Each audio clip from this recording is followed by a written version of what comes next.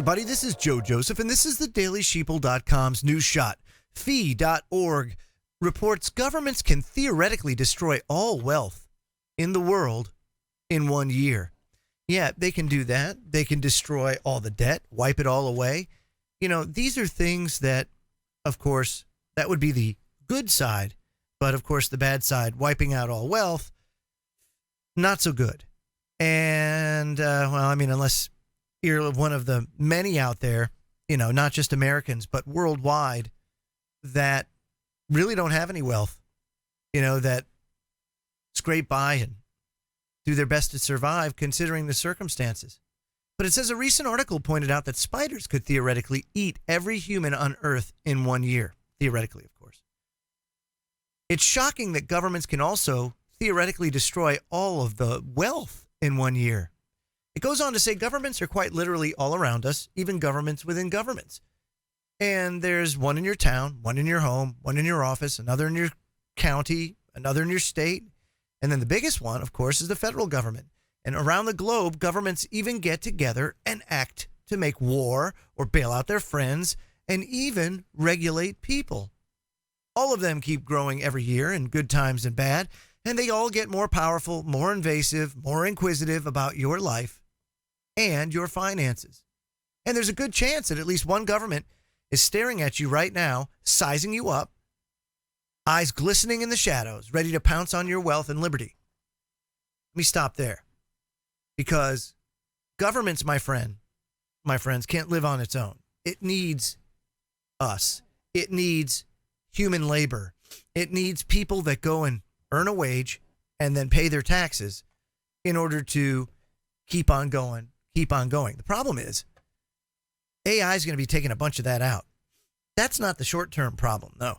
The short-term problem right now is the fact that they've raised the debt ceiling to the point where now national debt's around $20 trillion, right? And then on March 15th, that debt ceiling, wherever it was on that day, froze right there. In the Treasury, we had about $200 billion on the 15th of March, and it costs about $75 billion a month to operate the federal government. $75 billion, give or take.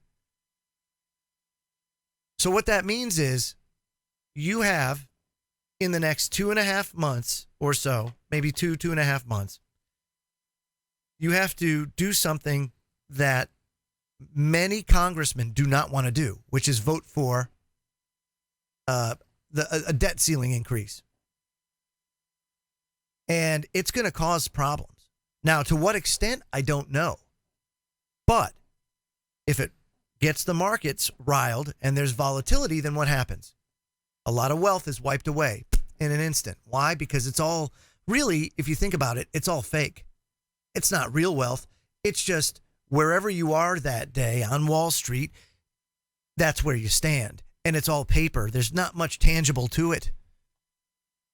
That's why it's kind of important that if you do dabble in stuff like that, or you actually have the money to go and, you know, buy stocks or whatever, try penny stocks. You know, then you're not losing your butt over things. Or gold and silver, you could do that. I prefer the idea and concept of brass and lead, because not only does that over time gain value, it's also become much more harder to obtain in some calibers. But in a collapse situation, in a civil unrest situation, in a home invasion situation, brass and lead can get you out of many a jam. Gold and silver, not so much when people are starving and they want food. You could throw the gold at them. You might hit them in the head. That's about it. That's all it's good for in a situation like that. So it's important to diversify. But it's certainly important also to note just how much power these governments wield over us, because we give it to them. And now we've given it to them to the point where they possess technology that's going to make it extremely difficult to right the ship. And that's why I say we don't want a revolution. We want to break free of the cycle, come outside of that cycle, that full 360-degree revolution. We want to come up with something different. And it's getting to be time, because unfortunately, big countries or big empires, and that's what we are, don't exactly have a big lifespan. Once that government starts growing and growing and growing, and the bureaucracy gets bigger and bigger and bigger, it becomes harder to maintain, and it becomes harder for it to survive without finding new places to invade and resources to plunder and people to pillage. So, fee.org, absolutely right. And we need to pay attention to what's going on here in the next month and a half, 2 months, because if they don't raise the debt ceiling, it means live within our means. And there's a projected $10 trillion deficit over the next 10 years.